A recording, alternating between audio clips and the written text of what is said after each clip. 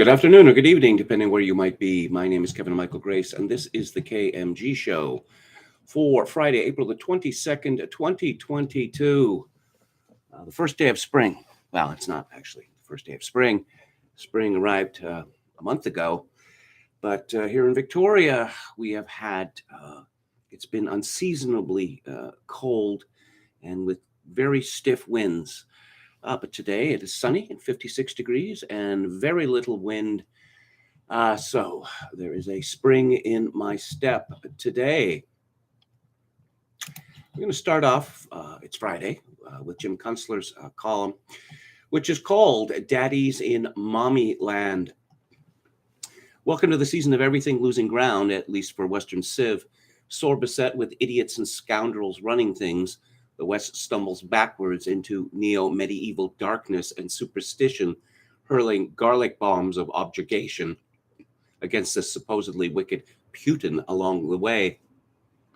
Your so-called trusted news sources in our corner of the world will not tell you this, but the mythologized golem of the West's collective sick mind, that Putin mounted Operation Z in Ukraine at our country's foolish behest. It was a twisted variation on the old head trip, let's you and him fight, described so well in psychologist Eric Burns' classic book, Games People Play. It's a game instigated generally by women. The West detests the actual Putin for systemically and doggedly having to correct the mischief that the USA set in motion there in 2014, putting out a dumpster fire we kept feeding for 8 years. Mainly, we hate the Russian president for doing what he said he would do, acting like a man, literally having to set boundaries for the unruly children like Daddy used to do. America hates daddies. To America, all daddies are monsters, rapists. That's why America wants to turn all daddies into mommies. Anyway, we barely remember what daddies used to do. The context for daddies, the family, has been obliterated in America by every agency and institution in the land. The only role available these days is the chimerical creature known as a baby daddy, which is as much a baby as a daddy, developmentally speaking. Real daddies are men, which is to say, not babies. Putin acts like a man, especially having to do a dirty job that needs doing without complaint. America can't stand that. Kunstler continues, if the USA and its NATO allies actually cared about the Ukraine, we would have just left the place alone to slowly settle into the deindustrialized agricultural backwater it was becoming. And if we wanted to prevent widespread devastation once Operation Z got underway, we would have promoted peace talks, with an emphasis on our previous declaration that the Ukraine would not be a candidate to join NATO. Instead, we set up Ukraine as a launching pad for annoying Russia, while also using Ukraine as a money laundromat for public officials and arms makers. America is a drama queen, like the queen bee in one of those Real Housewives shows on cable TV, whose entire purpose in life is creating colorful conflicts within her circle of sisters. Daddy is not needed around that house, except off stage maybe as the wide receiver for a multi-million-dollar paycheck, courtesy of the NFL, rival entertainment. When one of America's drama queen stunts goes wrong, the queen bee melts into a puddle of tears, boo-hoo, tripping the empathy toggle. The sisters cluster around her, beating their wings. Somebody, please, help her feel better. Fetch her a glass of Pinot Grigio or a Xanax. Drama queen bee America does not like how the Ukraine drama is playing out. The mean old daddy Putin is rocking the joint, cleaning out the place like Gary Cooper in some Long Branch saloon of the Eurasian steppe, heaving all those Azov Nazis through the swinging doors out into the dusty street. The other sisters in the NATO circle were induced to acting as cheerleaders for the Azov boys, and now Putin has gone and turned off Europe's gas. Western Civ is about to be sent to bed without dinner, the ultimate daddy trick. Now the sisters are all going boo-hoo. Nothing is working for the sisterhood. America's president, Joe Biden, suits the current national script perfectly. He's a mere prop for the drama queens. No one mistakes him for daddy. He's the old, impotent, intemperate, often confused grampy, a figure of bathos and derision, a shell of a man who, in his prime, lived just to work as official positions for millions in grift. How, otherwise, do you account for his fortune? The Ukraine money laundromat was one of his favorite stops, managed carefully by cheerleaders Victoria Nuland, Ambassador Marie Yovanovitch, and NSC official Fiona Hill, America's foreign policy establishment there back in the day. Jim Kunstler concludes, but who exactly is managing Grampy now backstage in the White House? My guess would be Susan Rice, because you never hear anything about Susan Rice or her role there, Director of the Domestic Policy Council of the United States. Wow, sounds weighty. When was the last time you saw her name in the New York Times or cable news? You think they'd be interested in her doings. Yet I doubt that 1 in 100 American citizens could tell you who Susan Rice is and what she does. Was that her the other day in a bunny suit at the White House Easter egg roll, assisting a confused Grampy off stage? Somewhere in the White House, there must be phone logs that record how many times Ms. Rice makes and receives phone calls across town to and from the Kalorama neighborhood of D.C. Does that make Barack Obama America's secret daddy? Or is he playing a somewhat different role, like head of a cartel? And let's see if there's anything going on in the chat. Hello to Anne Rondon from Beyond, Chokin666, Head McNeck, William Hicks. Anwin says, Kevin, what do you think of Kunstler's painting the H&V factory on Route 29 February, just underneath the blog post? I rather like it. Yeah, sure. Chokin666 says, because it's a scary. Hello to Emmett Kelly's Earth, David Wright, who says, our Chilean friend is back no worse for wear. Well, I'm glad to hear that. Dr. Deadname says, ignore Biden, the rabbit is in charge. Ed McNeck says the UK officially lifted its sanctions on Russian banking. The natural gas will once again flow. Yes, I'll have more on Boris Johnson a little later. William Hicks says, Susan Rice of the Benghazi YouTube video fame. Dr. Deadname says, Europe's not going to be able to resist cheap gas or otherwise endure serious hardship, in my opinion. And hello to Emmett Kelly's Earth. And Anwin says, I like winter landscapes. Well, speaking of winter, metaphorical winter, here's an essay by Lamprey Milt, a friend of this live stream, at theamericansun.com called An Idiot's Guide to Agenda 2030.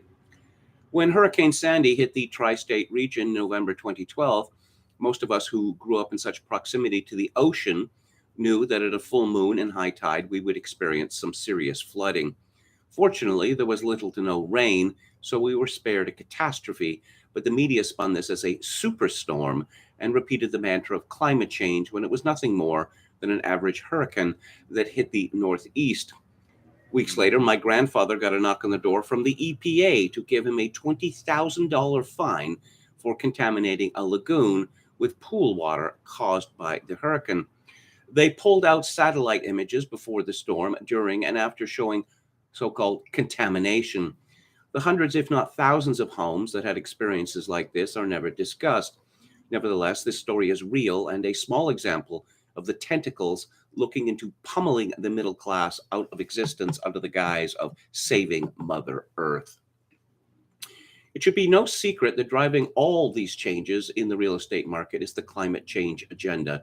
The year 2030 has become some kind of utopian endpoint for all globalist projects, such as the UN's Agenda 21, 2030 Sustainable Development, and the World Economic Forum's 2030 Vision.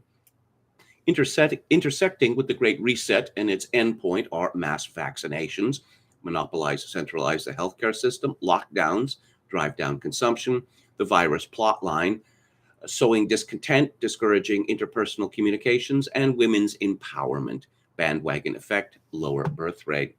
It all harkens back to the Declaration of the United Nations Conference on the Human Environment in 1972 and 1976 United Nations Conference on Human Settlements, which states, quote, land, because of its unique nature and the crucial role it plays in human settlements, cannot be treated as an ordinary asset, controlled by individuals and subject to the pressures and inefficiencies of the market. Private ownership is also a principal instrument of accumulation and concentration of wealth, and therefore contributes to social injustice.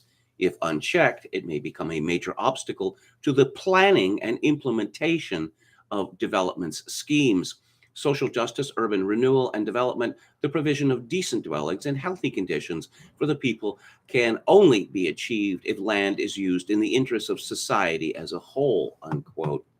Lamprey Milk comments, the due diligence phase got its walking legs during the UN Conference on Environment and Development in Rio de Janeiro in June 1992.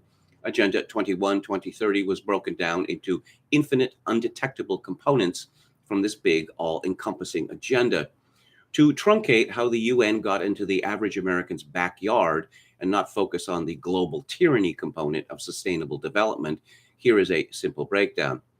The Brundtland Commission, 1983, named after socialist Gro Harlem Brundtland, who went on to become Prime Minister of Norway. This commission addressed why nations were not adhering to what was laid out during the 1972 conference. The Our Common Future Report, 1987. This is the main report of the Brundtland Commission that birthed the term sustainable development. Chapter 2 described what it will take to save the environment from excessive human consumption. This is where cow farts cause climate change stems from. The report called for an Earth Summit, which came to fruition in the 1992 Earth Summit in Rio de Janeiro and Agenda 21-2030. The United Nations Conference on Environment and Development, 1992, Agenda 21. 18,000 so-called stakeholders attended a conference to codify our Common Futures initiatives.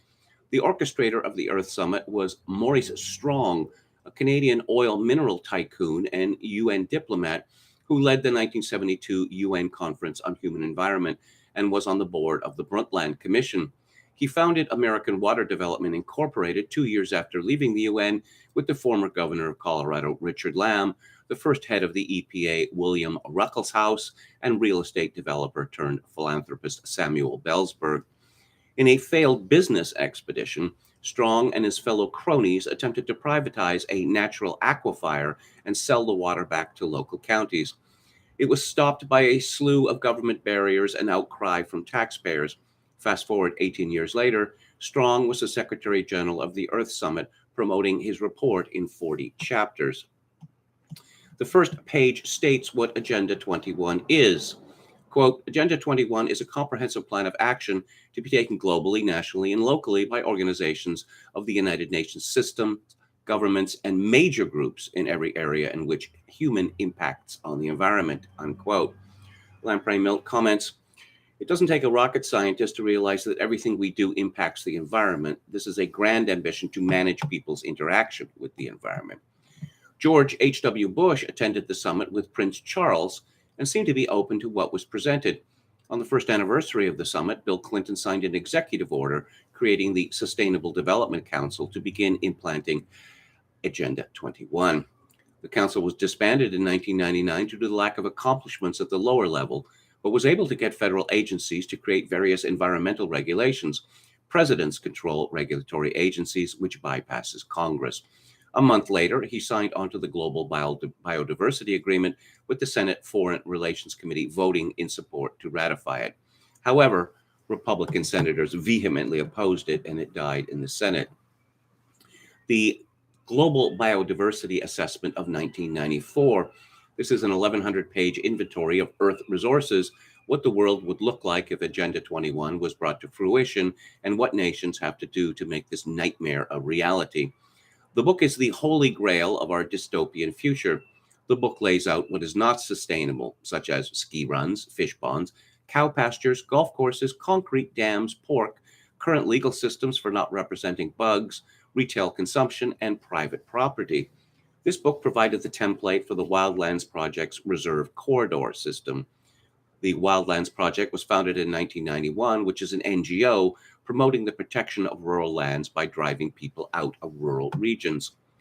In 1997, the U.S. Conference of Mayors created the Joint Center for Sustainable Communities, and in 2001, the National Governors Association endorsed so-called smart growth, or the advancing of sustainable development goals. The term smart growth is used to cloak Agenda 21, since most Americans would not be okay with the UN planning process. Barack Obama signed an executive order creating the establishment of the White House Rural Council in June 2011 to ensure sustainable development goals reach 16% of the rural towns in the country.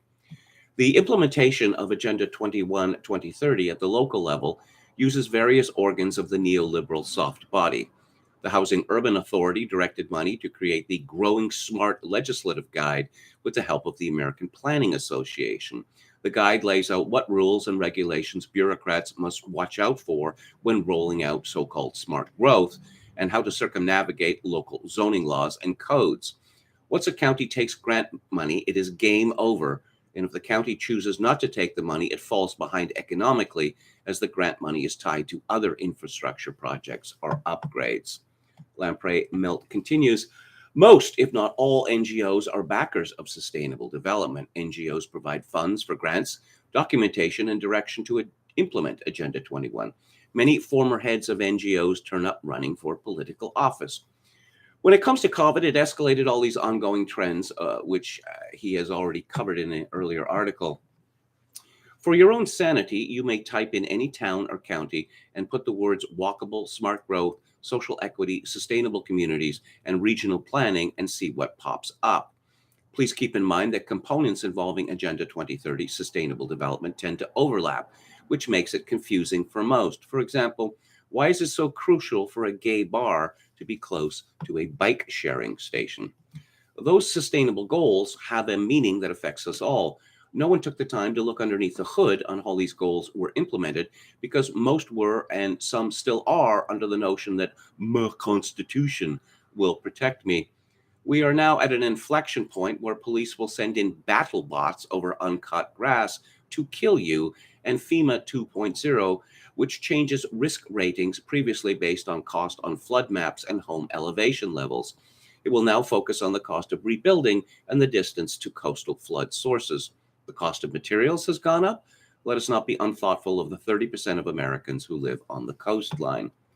In a sense, Agenda 21-2030 sustainable development creates alternative means to resolve a situation directly caused by itself. Ride a bike because we reduce parking spots, or work in a coffee shop because we offshore manufacturing, and be a sodomite because we brainwashed women, etc. In summary, it redistributes wealth from the first world at the global theater level, thus lowering its living standards. In the developing third world, they will experience modest growth, but not enough to raise themselves out of the middle income trap. The bulk of nations' growth is via microfinancing, with more than 700 million people gaining financial access debt between 2011 and 2014. Market principles are way out of poverty for the undeveloped via consumption, while in the West, possessions chain you down. So you want a homestead? Many people on this side of politics dream of moving to Weaseltown, America, and have a few acres with some chickens, perhaps working from home, doing some gig work, and being a member of the laptop class.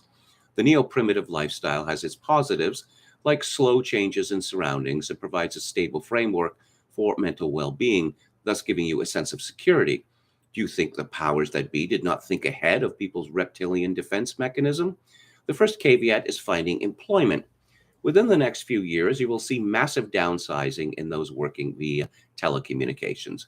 No sense in paying you if I can have Iqbal in Karachi do it for a quarter of the price. As we descend into neo-feudalism, the average American diminishes their expectations of goods and services. Rural areas are inexpensive for the simple reason there are no jobs. Shocker. The second issue is property tax, which is safe to assume will climb. When moving to a rural area, it must be realized that the government and corporations do not and will not do any form of infrastructure upgrades. You should expect poorly maintained roads and power outages, lack of medical services, floods, and a slew of other issues that are usually associated with the third world. Your cost of living is negated because you are so far away from inhabited areas. With the lack of upgrades comes liabilities. If you live too far from a fire hydrant or firehouse, you would have a hard time getting a home insured, and if your dwelling cannot be insured, you can forget a mortgage.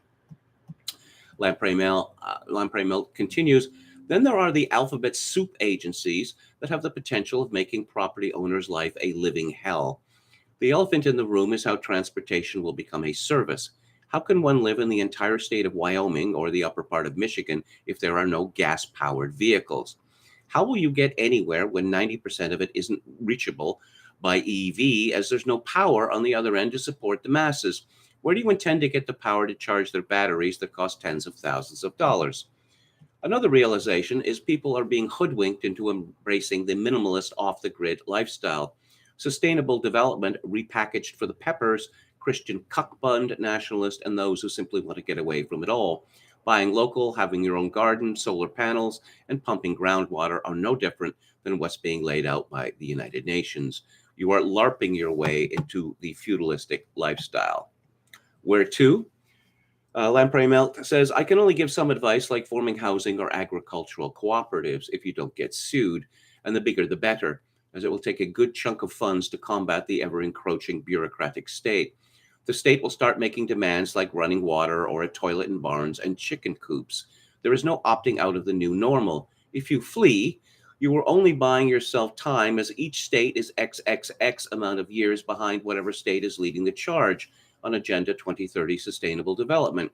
You can look at San Francisco, Seattle, Portland, and the 5 boroughs of New York City as a weather vane. If you don't plan on taking such drastic Amish-style measures, check your local county or city and see if they took any federal grants implementing anything that remotely resembles sustainable development. Keywords to look for are walkability, smart growth, transfer development rights, and downtown revitalization.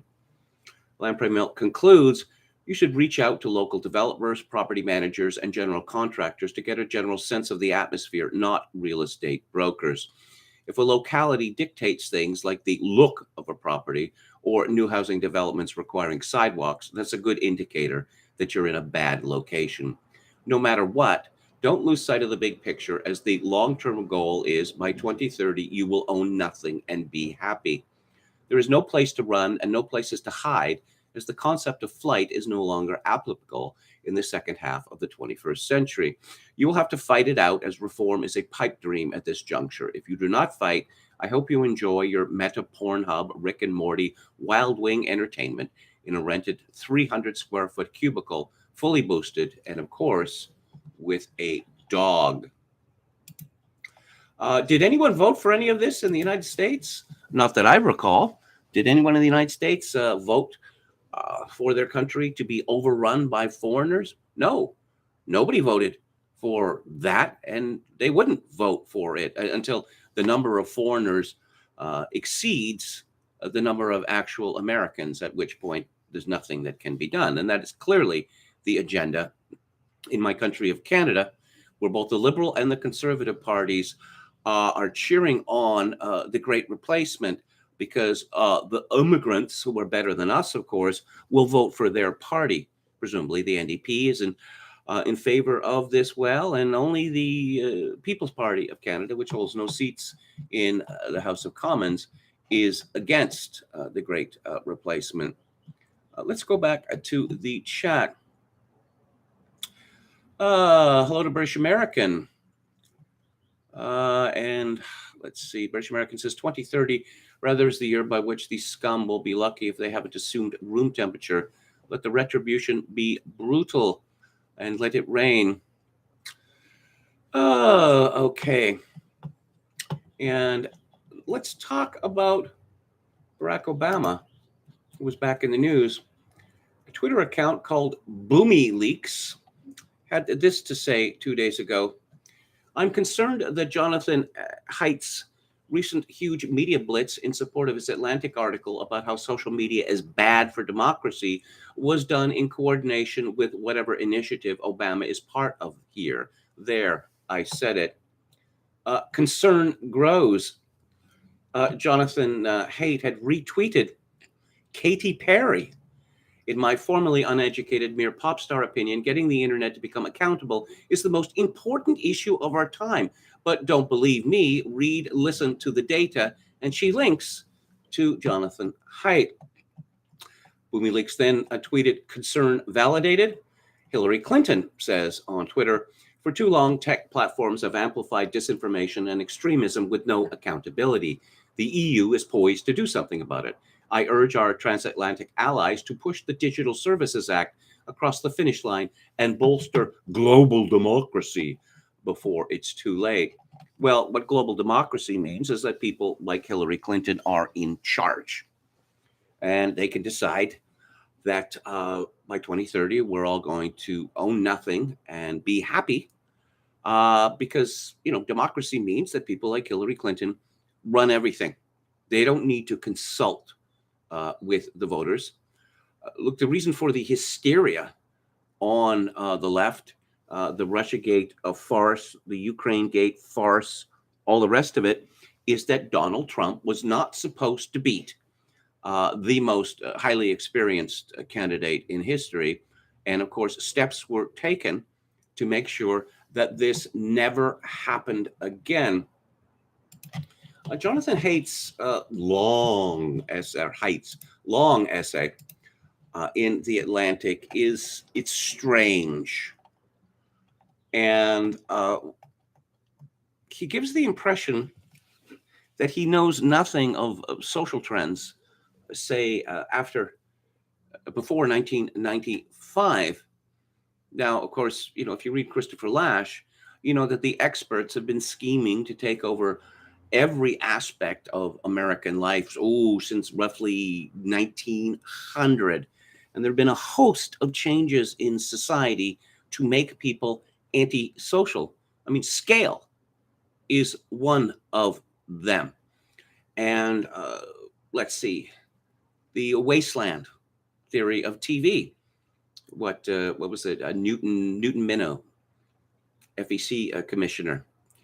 That television led to generations, well, a few, being raised not by their parents, but by a box, which was always on, always there to provide entertainment and, more important, instruction. Now, with the invention of newspapers and the telegraph, information was formerly horizontal. Then it became vertical, top down. And of course, social media is only an extension of an older trend. Jonathan Haidt begins what would have been like to live in Babel in the days after its destruction. In the book of Genesis, we are told that the descendants of Noah built a great city in the land of Shinar. They built a tower with its top in the heavens to make a name for themselves. God was offended by the hubris of humanity and said, look, they are one people and they all have one language, and this is only the beginning of what they will do. Nothing that they propose to do will now be impossible for them. Come, let us go down and confuse their language there, so they will not understand one another's speech. The text does not say that God destroyed the tower, but in many popular renderings of the story, he does. So let's hold that dramatic image in our minds, people wandering amid the ruins, unable to communicate, condemned to mutual comprehension. The story of Babel is the best metaphor I have found for what happened to America in the 2010s and the fractured country we now inhabit. Something went terribly wrong very suddenly. Very suddenly, huh? We are disoriented, unable to speak the same language or recognize the same truth. We are cut off from one another and from the past. It's been clear for quite a while now that Red America and Blue America are becoming like two different countries claiming the same territory with two different versions of the Constitution, economics, and American history. Babel is not a story about tribalism. It's a story about the fragmentation of everything. It's about the shattering of all that had seemed solid, scattering of people who had become a community. It's a metaphor for what is happening not only between red and blue, but within the left and within the right, as well as within universities, companies, professional associations, museums, and even families. Babel is a metaphor for what some forms of social media have done to nearly all of the groups and institutions most important to the country's future and to us as a people. How did this happen? And what does it portend for American life? Oh, okay. It's all social media. So I guess the creation of the suburbs and people running away from other people so that they could be alone and so that nobody would know their business, I suppose this had nothing to do with the desocialization of American life. Similarly, it has been a trend for decades that people do not want to have any interaction with people that they have not expressly chosen to interact with. Some people cavilled when ATMs were installed, but it's so convenient. Remember those long lines at the bank? Oh, I don't know. In those long lines in the bank, you might have an opportunity to talk to people. You might have an opportunity to talk to the tellers, and you would be close to other people. But of course, that's a bad thing. People used to make their own food or go to restaurants occasionally.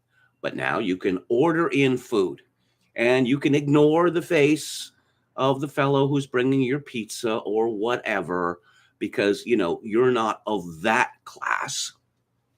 People have chosen to be around people who share their interests, their opinions, their prejudices almost exclusively. Why would I waste time dealing with someone who isn't exactly like me? And people marry people who are exactly like them now. And there are apps and there are questionnaires you can take so that you will find someone who is just like you. Does this have something to do with the, desocialization? Let's look at the telephone. Now, the telephone is well over 100 years old. What's like 150 years old, something like that. So you don't need to have conversations in person anymore. You can just speak into a handset. And of course, we got cellular phones, so you can talk to people walking down the sidewalk. You don't have to, pay any pay any attention to the environment that you are in. And then, of course, we got smartphones. But again, this is just an extension of trends that had been going on for decades. Hey, all that troublesome stuff of life, like sex, for instance, that's kind of icky. And I don't know, parents decided, or it was decided for them, that no, that's really none of your business. Experts, meaning a blue-haired teacher with problem glasses, these people are going to instruct your children about sex. Let's see. Christopher Lash writes about this. There used to be folk traditions. For instance, your grandmother would have instructed your mother about family life and all that entails, and she, for her part, would instruct her children in this. No. We have books and now websites for that sort of thing, because maybe grandma and ma and her daughters, not to say daddy, they might have had incorrect opinions. No, everything becomes centralized. Uh, I think that Boomy Leaks has to be right here. Why would Jonathan Haidt pretend for thousands of words in The Atlantic that he is much stupider and more ignorant than he actually is? There has to be something going on. And what's going on is that Barack Obama, well, he's a company man, isn't he? The CIA, that was his first job, working for a CIA cutout. The members of his family, pretty much all have CIA connections. And Barack Obama has been rather stupendously lucky through his career. Strange things happening, such when he decided to run for the Senate in Illinois. His popular Republican opponent, oh, well, let's unseal some divorce filings in which some woman called 7 of 9 made lurid claims about him, which knocked him out of the race. Really convenient, don't you think? Because the company decided that Barack Obama, who is, well, half black, although not a descendant of slaves, was going to be the first black president. And everything was done to grease the skids. Do you remember when in 2008, when he was running against Hillary Clinton won? Even before the New Hampshire primary, the elite was saying, come on, old lady, get out of the race. It's over. And then she won New Hampshire and won almost every primary. And yet Obama got the nominations because the people who run the Democratic Party decided we don't want that old lady. She's past her due date. And so we have this young, articulate, half black man, and you got to get behind him.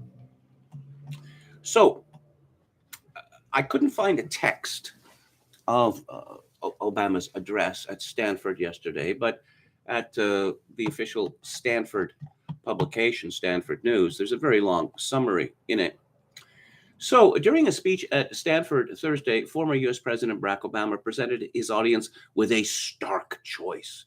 Do we allow our democracy to wither, or do we make it better? Once again, democracy means that people like Barack Obama are actually his handlers are in charge. As mentioned yesterday, that Barack Obama has become a rich man, and presidents do not typically become rich after leaving office. That's why their pension was instituted. I think Truman was the first, because often these men were poor. No, but Barack Obama is rich. And again, this is ex post facto payoff. In 2009, January 2009, when he became president, Barack Obama could have said, perhaps in a speech to the nation, Wall Street has nearly destroyed the world through their greed and corruption and short-sightedness.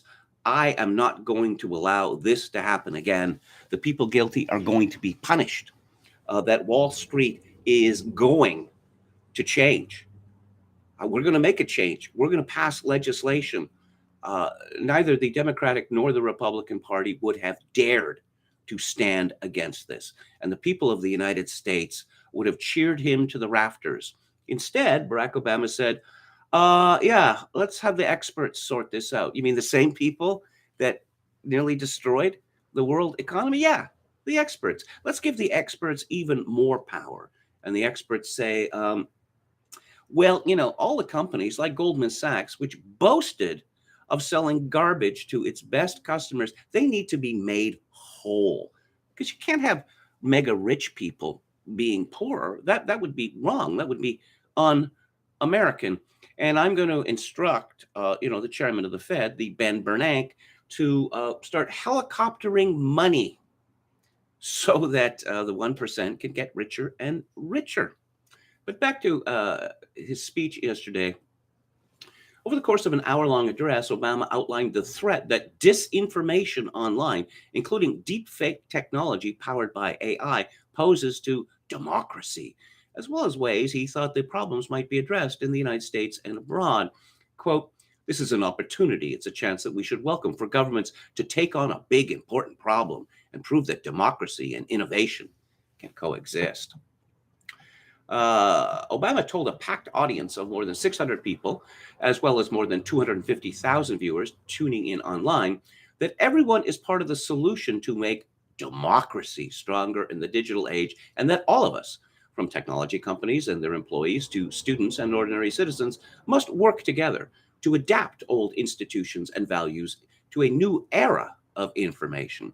He said, if we do nothing, I'm convinced the trends that we're seeing will get worse. Introducing the former president was Michael McFaul, that clown, director at the Freeman Spogli Institute for International Studies and UN ambassador to Russia under Obama. Let's see. In the keynote, Obama reflected on how technology has transformed the way people create and consume media. Digital and social media companies have upended traditional media, from local newspapers to broadcast television, as well as the role these outlets played in society at large.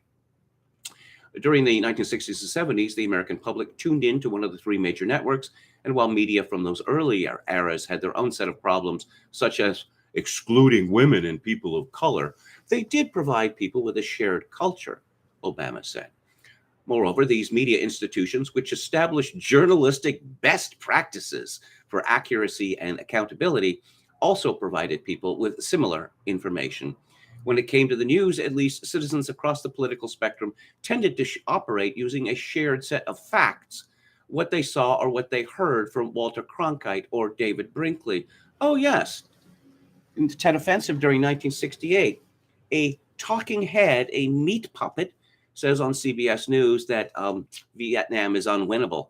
And everyone, yeah, well, Vietnam's unwinnable because Walter Cronkite said so. Remember those halcyon days? Fast forward today, where everyone has access to individualized news feeds that are fed by algorithms that reward the loudest and angriest voices, and which technology companies profit from. You have the sheer proliferation of content and the splintering of information and audiences, Obama observed. That's made democracy more complicated. Well, the search for safety by running to niches is decades old. The idea of a common culture splintered a long time ago. I mean, you could point to cable television as an example. I mean, if you're tuned into the Home and Garden channel, their nuclear war could break out and you wouldn't learn anything about it. And apparently that's what people wanted. In the old days, when you had three networks, as I like to joke, that in those days, with the three-channel universe, people didn't watch things on TV because they were good. They watched them because they were on TV. Yes, democracy is more complicated now, according to Obama. Democracy, democracy, democracy. Facts are competing with opinions, conspiracy theories, and fiction. For more and more of us, search and social media platforms aren't just our window into the internet. They serve as our primary sources of news and information, Obama said. No one tells us that the window is blurred, subject to unseen distortions and subtle manipulations. Oh, remember the good old days like in 1964 when Barry Goldwater was the Republican candidate and the entire media decided that this guy was an absolute clown who wanted to destroy the world. That was just a fact. There was no opinion involved there. The splintering of news sources has also made all of us more prone to what psychologists call confirmation bias, Obama said. Oh, you mean the confirmation bias, whereby we all come to believe that Obama is a brilliant man, despite the fact that he has never said anything profound or even interesting in his entire life? Inside our personal information bubbles, our assumptions, our blind spots, our prejudices aren't challenged. They are reinforced, and naturally, we're more likely to react negatively to those consuming different facts and opinions, all of which deepens existing racial and religious and cultural divides. But the problem is not just that our brains can't keep up with the growing amount of information online, Obama argued. They are also the result of very specific choices made by the companies that have come to dominate the internet generally and social media platforms in particular. The former president also made it clear that he did not think technology was to blame for many of our social ills. Racism, sexism, and misogyny, boo, all predate the internet, but technology has helped amplify them. Solving the disinformation problem won't cure all that ails our democracies or tears at the fabric of our world, but it can help tamp down divisions and let us rebuild the trust and solidarity needed to make our democracy stronger, Obama said. He gave examples of how social media has fueled violence and extremism around the world. For example, leaders from countries such as Russia to China, Hungary, the Philippines, and Brazil have harnessed social media platforms to manipulate their populations. Autocrats like Putin have used these platforms as a strategic weapon against democratic countries that they consider a threat. You see, apparently, no one would have voted for Viktor Orban if it wasn't for evil social media. Obama also called out emerging technologies such as AI for the potential to sow further discord online. I've already seen demonstrations of deep fake technology that show what looks like me on a screen saying stuff I did not say. Without some standards, implications of this technology for our elections, for our legal system, for our democracy, for rules of evidence, for our entire social order are frightening and profound. Well, again, back in the good old days of the supposedly shared common culture, it was simply routine for news organizations to edit interviews with people to make them seem stupid or idiotic or even crazy. It was commonplace. Obama discussed potential solutions for addressing some of the problems he viewed as contributing to a backsliding of democracy in the second half of his talk. In an apt metaphor for a speech delivered in Silicon Valley, Obama compared the U.S. Constitution to software for running society. Ugh. It had a really innovative design, Obama said, but significant bugs. Slavery, you can discriminate against entire classes of people. Women couldn't vote. Even white men without property couldn't vote, couldn't participate, weren't part of we the people. The amendments to the Constitution were akin to software patches, the former president said, that allowed us to continue to perfect our union. Similarly, governments and technology companies should be willing to introduce changes aimed at improving civil discourse online and reducing the amount of disinformation on the internet, Obama said. The internet is a tool. Social media is a tool at the end of the day. Tools don't control us. We control them, and we can remake them. It's up to each of us to decide what we value and then use the tools we've been given to advance those values. Oh, you mean like Agenda 21? Again, did anyone vote for that? Would anyone ever vote for it? Somehow it's here, though, and being implemented all across the United States, and apparently it's close to unstoppable. The former president put forth various solutions for combating online disinformation, including regulation, which many tech companies fiercely opposed. Quote, here in the United States, we have a long history of regulating new technologies in the name of public safety, from cars and airplanes to prescription drugs to appliances. And while companies initially always complain that the rules are going to stifle innovation and destroy the industry, the truth is that a good regulatory environment usually ends up spurring innovation because it raises the bar on safety and quality. It turns out that innovation can meet that higher bar. How about regulation of the drug industry, where a drug company, gives a bunch of files to the government and says this research is totally legit and demonstrates that this product is both safe and efficacious. And the government, the FDA, okay, go ahead, introduce that new drug. Now, the fact that you see this proliferation of drugs now, you only have to turn on the TV. And are these drugs needed? Are they, in fact, safe and efficacious? Because it's very amusing when you see, middle-aged people or people in their 60s and they're walking in the park and they're smiling on a beautiful day, with the implication being that it's this drug that enabled this beautiful world for them. And then at the end, very quickly, you get a list of all the contraindications. Oh, I see heart attack, stroke, cancer, death, trouble with swallowing. Ooh. After breathing, swallowing is the thing that I do most. Trouble with swallowing. That doesn't sound good at all. Oh, and my favorite, don't use this drug if you're allergic to it. How would I know if I were allergic to it until I took it? Or, if you're using all these other drugs that we've created, use of this particular drug could be a problem. In particular, Obama urged policymakers to rethink Section 230, enacted as part of the United States Communications Decency Act in 1996, which stipulates that generally online platforms cannot be held liable for content that other people post on their website. But technology has changed dramatically over the past 2 decades since Section 230 was enacted. Obama said, these platforms are not like the old phone company. He added, in some cases, industry standards may replace or substitute for regulation, but regulation has to be part of the answer. He also urged technology companies to be more transparent in how they operate and, at minimum, should share with researchers and regulators how some of their products and services are designed, so there is some accountability. The responsibility also lies with ordinary citizens, the former president said. We have to take it upon ourselves to become better consumers of news. In other words, listen to what I am saying. Don't listen to that other guy, because he's a liar and he peddles misinformation and disinformation, but you can trust me. We have to, looking at sources, thinking before we share, and teaching our kids to become critical thinkers who know how to evaluate sources and separate opinion from fact. That's a hard business for people who devote their lives to it. The idea that the great mass of ordinary people are going to spend hours every day evaluating sources is absurd.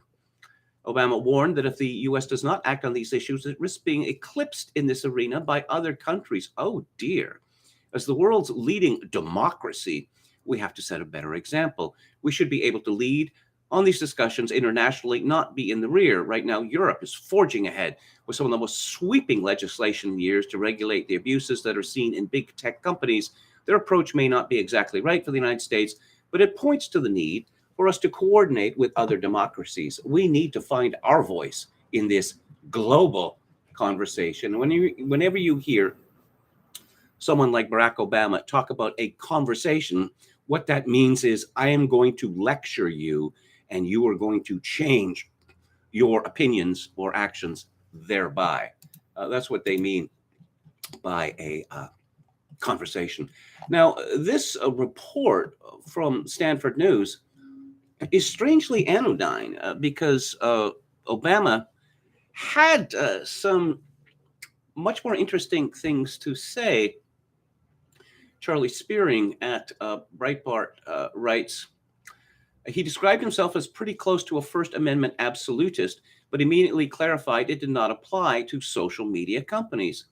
The First Amendment is a check on the power of the state. It doesn't apply to private companies like Facebook and Twitter, he said, calling for more value judgments on content moderation and censorship on social media. While content moderation can limit the distribution of clearly dangerous content, it doesn't go far enough. Oh, okay. Actually, there is case law on this, including on the Supreme Court, that private entities cannot do whatever they want when it comes to free speech. I mean, I don't know Obama. I mean, he's a lawyer.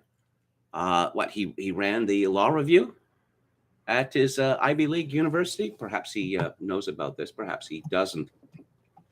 The former president complained that current content models for social media platforms allowed all content to flow equally. Over time, we lose our capacity to distinguish between fact, opinion, and wholesale fiction, or maybe we just stop caring. Yes, typical petulant Barack Obama. Obama warned that dangerous people were using social media to distract the public.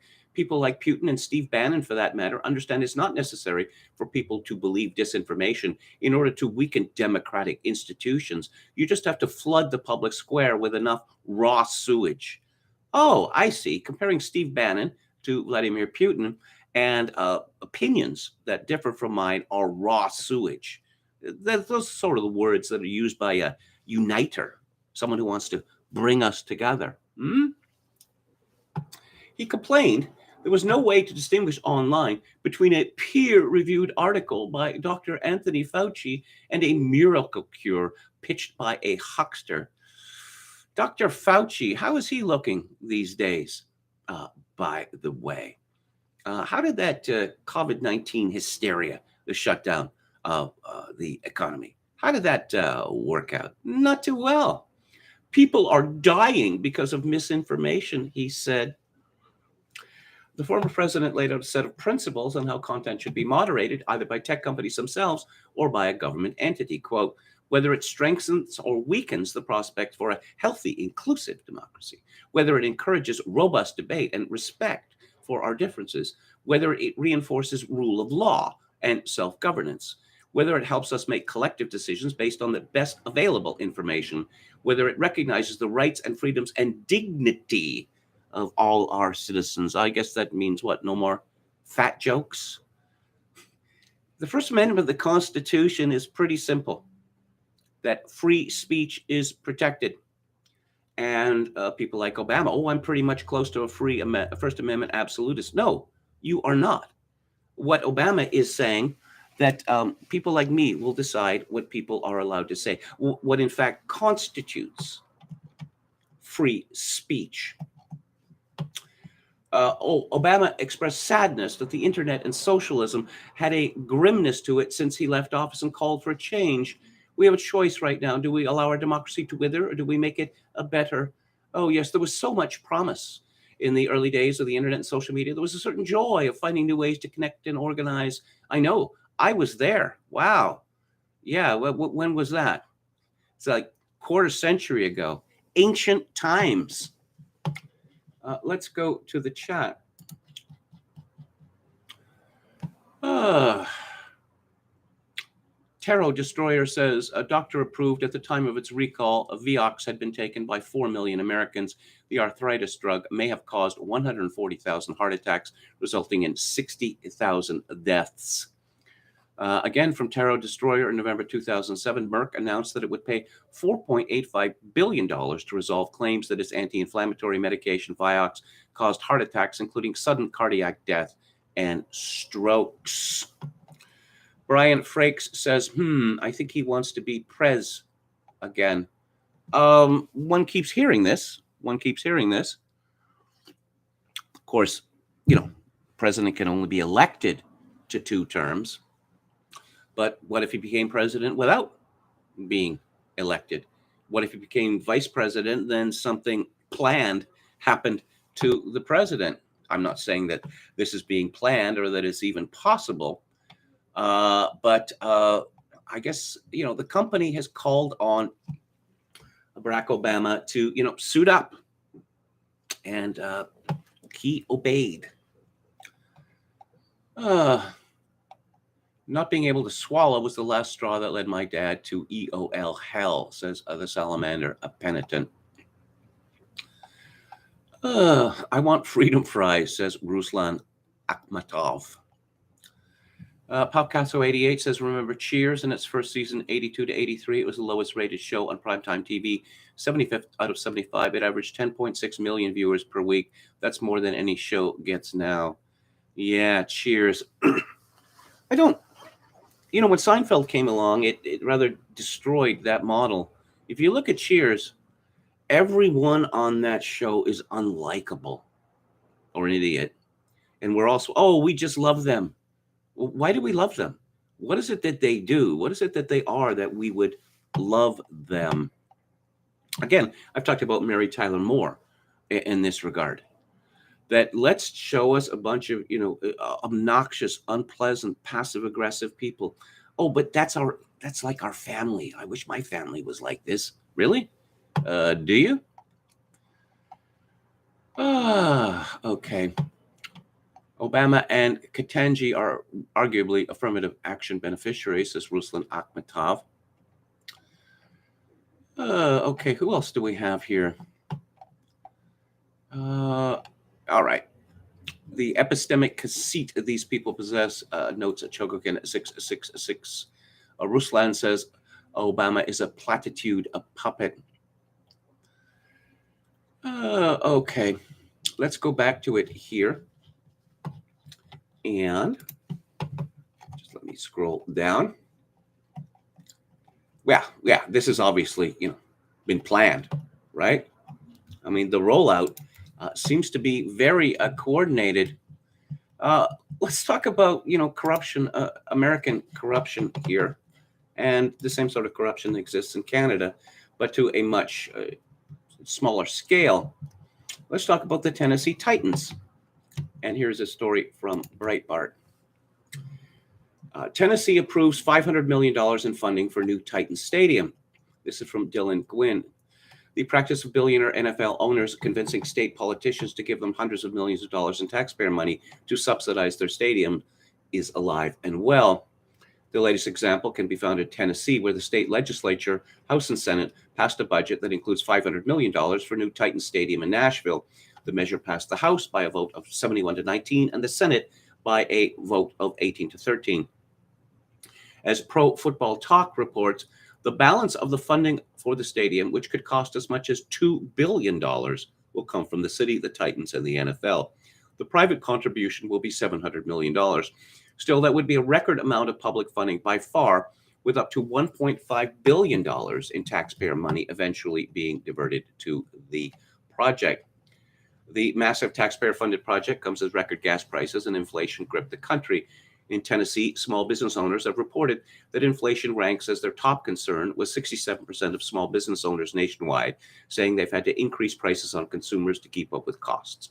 Another 41% have said they've had to lay off portions of their workforce or take out loans over the past year. Titans owner Amy Adams Strunk has a net worth of $1.3 billion. So I saw this story and I thought, oh yes, where do the Titans play? Boy, that stadium, it must be just ancient, right? Well, they play at Nissan Stadium, which is barely 20 years old. Barely 20 years old. So, no, apparently, they need a new stadium, and taxpayers must pay for it because, I don't know, Amy Adams Strunk might decide to leave Tennessee, just as, of course, Tennessee uh, hasn't had a football team for all that long. No, they haven't. And so very rich men and women blackmail communities into saying, we want a gift. We want a gift of hundreds of millions of dollars.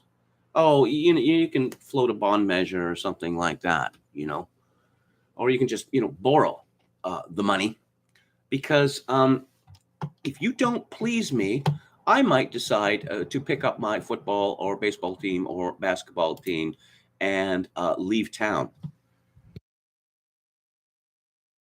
Have that, can you? Well, I don't know. Vancouver lost its NBA team and somehow it didn't collapse. Seattle lost its NBA team and somehow it didn't collapse. It's funny how that works. And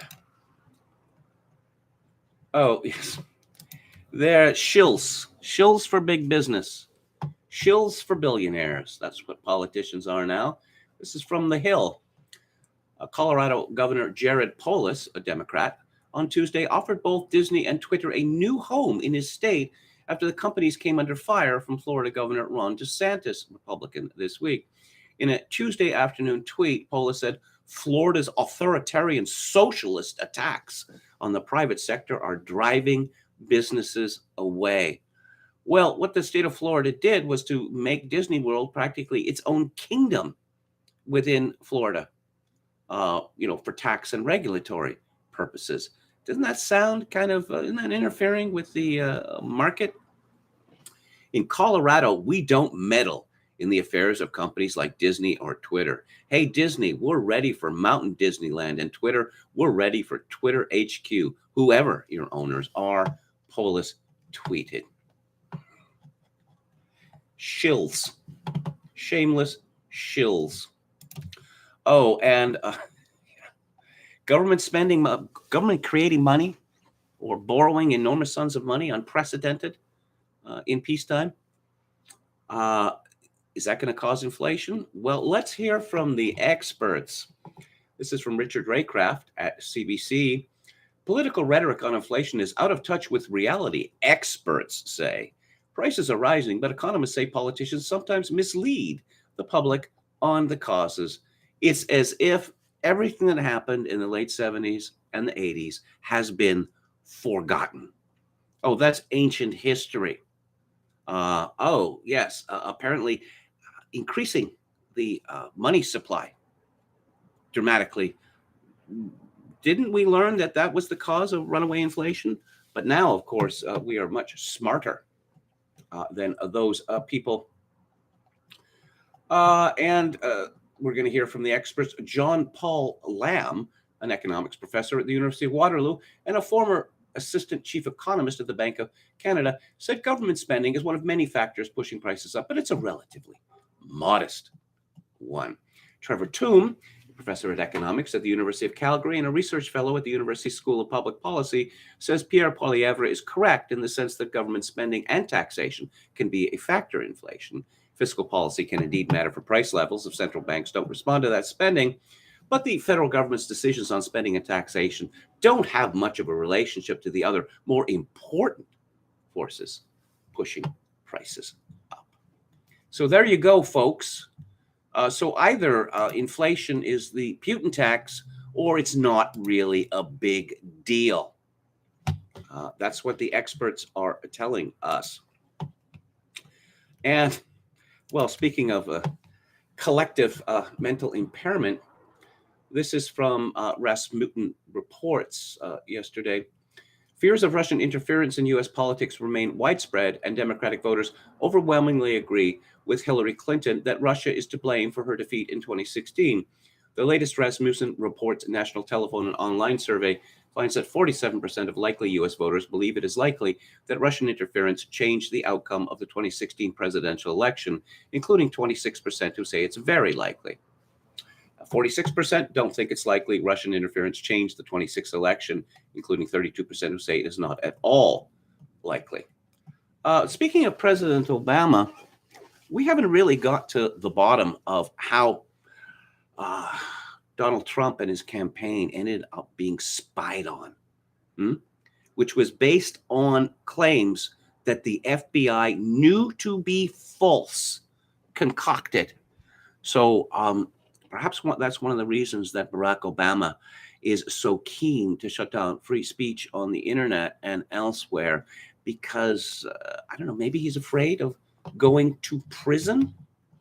I mean, the way Donald Trump was treated as a candidate and as president was unprecedented in political history, American political history. But it's completely justified because, he's a bad man who spreads misinformation, falsehoods. And again, we got the vaccine because of him, warp speed. Does that redound to his credit? Well, maybe it did. It was held back until, after the election, deliberately by Pfizer. No political interference there. Let's go back to Joseph Tainter, The Collapse of Complex Societies. On the chapter Understanding Collapse, the contemporary field of archaeology provides a useful, if anecdotal, example. Archaeology in the United States during the 19th and early 20th centuries was a low-cost, generalized affair, supported initially by individuals, local interest societies, and philanthropic institutions. Government spending in support of archaeology during the 19th century was comparatively small. By the mid-20th century, federal support, primarily through the National Science Foundation, had substantially increased. In the 1970s and 80s, federal and private support grew exponentially due to federally mandated conservation and recovery of archaeological data in the face of land development. Vastly larger sums have been expended on archaeology in the United States in the last 15 years than ever before. Has this produced knowledge exceeding or even equivalent to that derived from earlier low-cost research? Well, the question is impossible to respond to in any quantitative sense. Many professionals feel the answer is no. Early archaeology established the parameters of the field, defined regional and temporal variation, established rudimentary chronologies, and did a remarkably good job of setting out basic lines of inquiry. More recent, highly funded archaeology, asserts one critic, has not succeeded in answering a single major research question. A related point worth recalling here is the fact, discussed earlier, that the major current explanations for the origin of the state were basically set out over 2,000 years ago. Modern costly research has still achieved no universally acceptable answer to these ancient questions. What has happened? Are archaeologists, as some assert, interested more in material rewards than in production of knowledge? Are we, as others believe, merely a profession of unimaginative muddlers? While these characterizations might describe some practitioners, they do not account for the current lack of scientific breakthroughs. The answer is that archaeology has followed the direction taken by other disciplines. It has become highly specialized and costly. Furthermore, the narrowly focused, intensive research questions being asked today are harder to answer than those of the past. There are two reasons for this. One is that the profession now demands higher standards of field work and analysis. But perhaps more importantly, in any field, as each research question among the stock waiting to be answered is resolved, the costliness of deciphering the remainder increases. Admittedly, such a view is oversimplified, for it is unlikely that there is any finite stock of research questions waiting to be answered in a field. C.F. Thomas Kuhn. The point, however, has illustrative value. As more generalized knowledge is established early in the history of a discipline, only more specialized work remains to be done. This tends to be more costly and difficult to resolve, so that increasing investments yield declining marginal returns.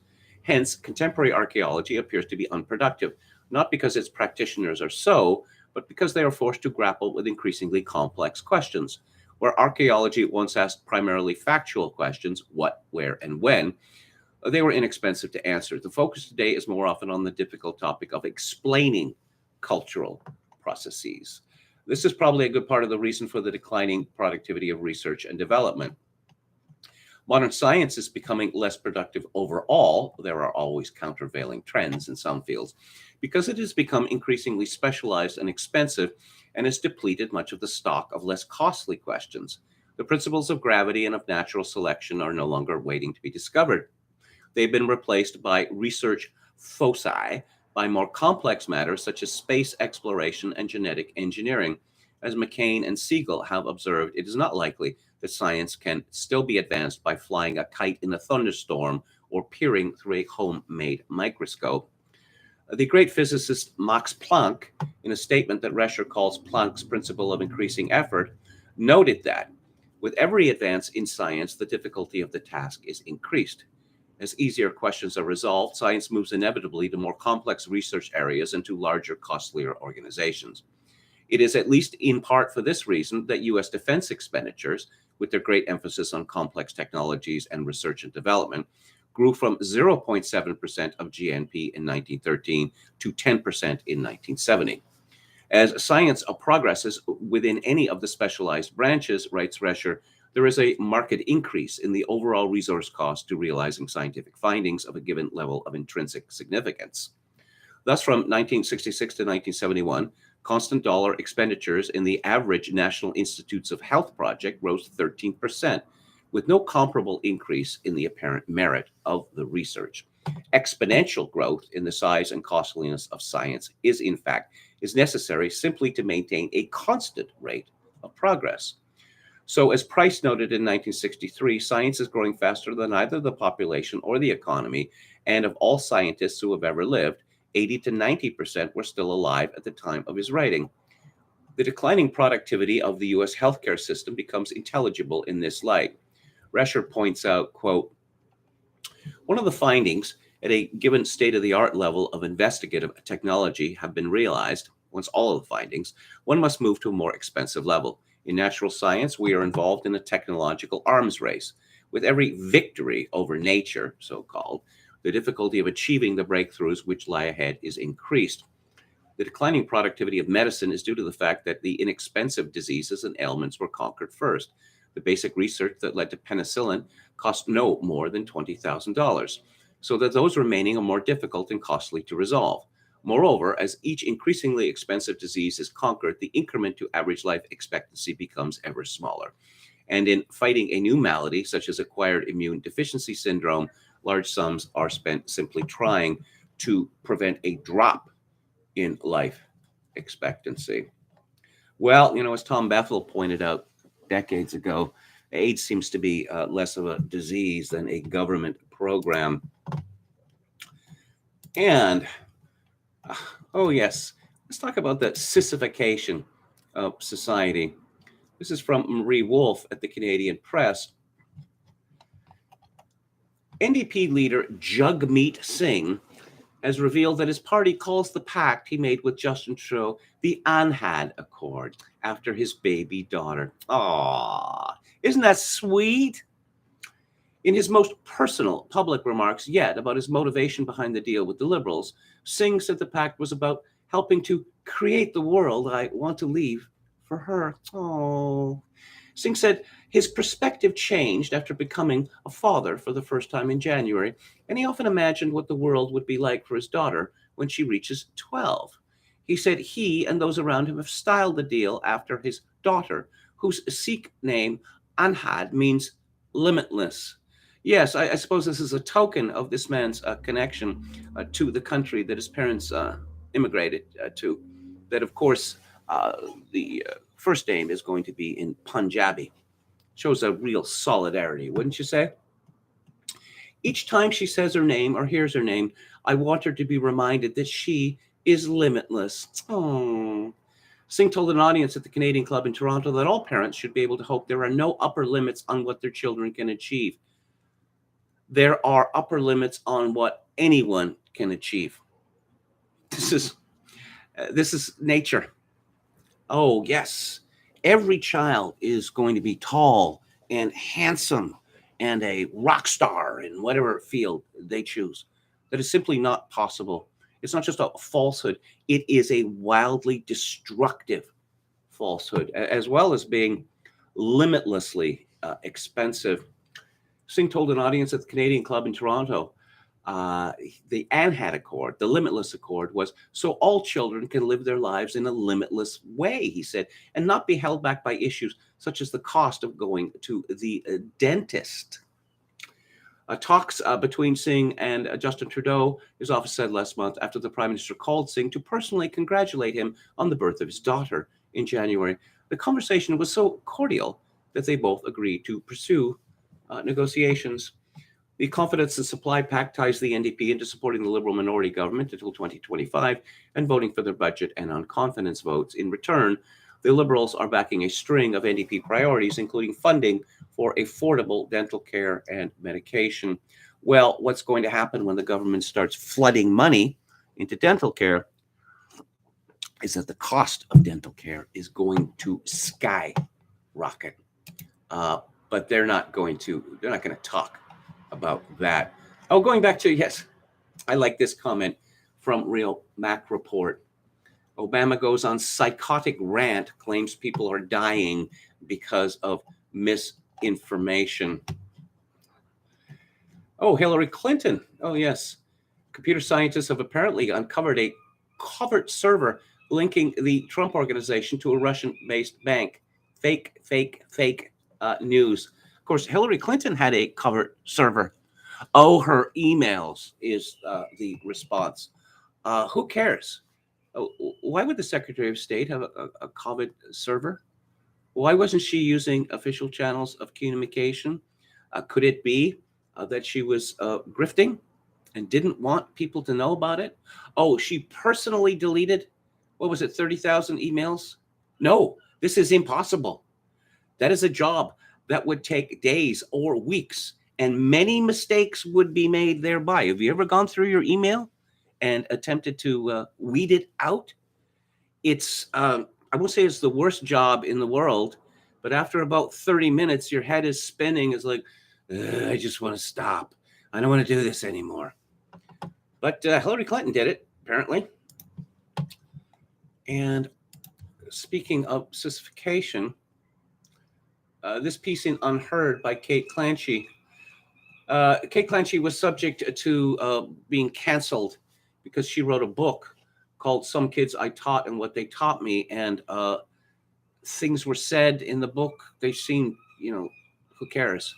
But no, apparently this woman is a monster. When the journalist Lita Hong Fincher wrote about forced marriages in Xinjiang, she was bombarded with online abuse for weeks. Games designer Brianna Wu, this solid, dependable source, was driven from her home during an online campaign against sexism in the industry.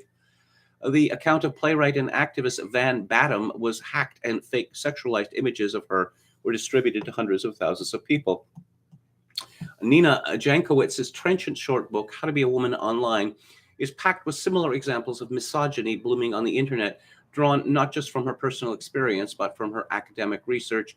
To be a woman online, she demonstrates, is an inherently dangerous act. To be online on social media is inherently dangerous, regardless of who you are.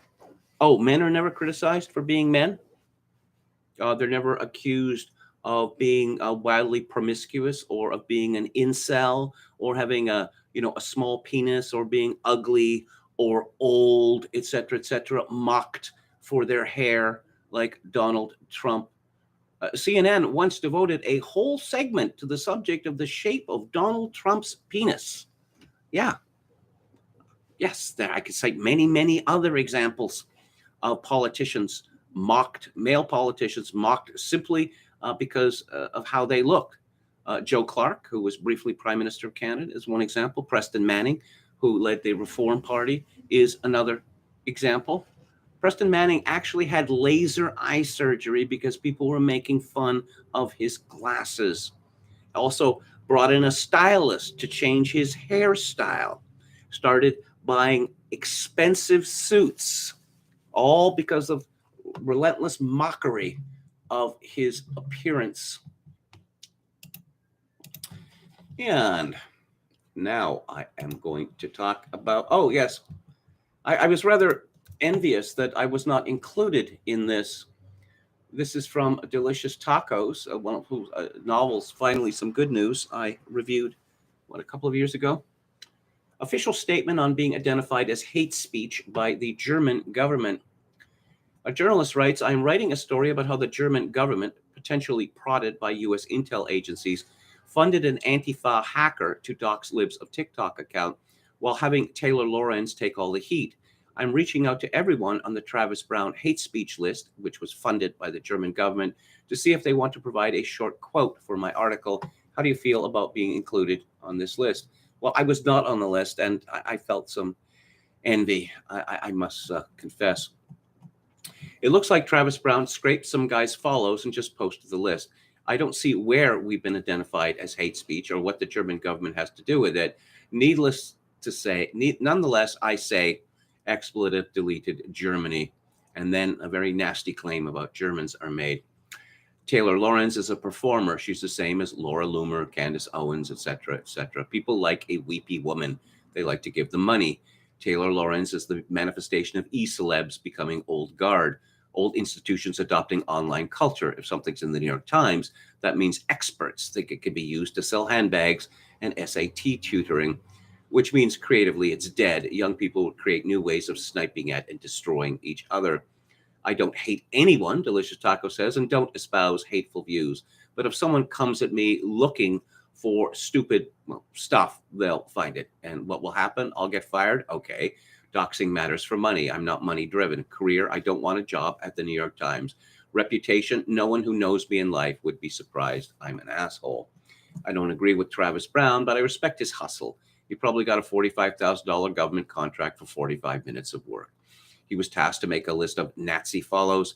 He wrote a computer program to do this instead of just going to the profile, clicking following, and copy pasting the names.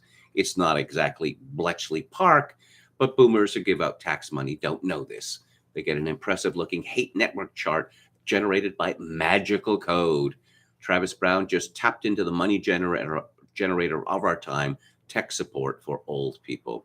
Brown may even believe in what he's doing. Lorenz might actually think libs of TikTok wages a hate campaign against alphabet people. I write what I think and feel too, but we're all just jerk-offs hustling online. Sometimes you got to spice it up so it pops. I was on some earlier list of a few years ago. What was it? Something like the 200 most hateful people on social media. Let's check in with the Drudge Report and see whether the world is about to explode. No, it's all about Disney and McCarthy, the Republican leader. Oh, let's see.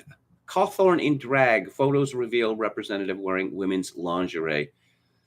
Just reading about this guy, you have to wonder why it is that so many candidates, particularly Republican candidates, are just bombs, ticking time bombs. Of course, Ron Unz would argue, and I agree with him, that they are picked deliberately for this reason so that they can be kept in line.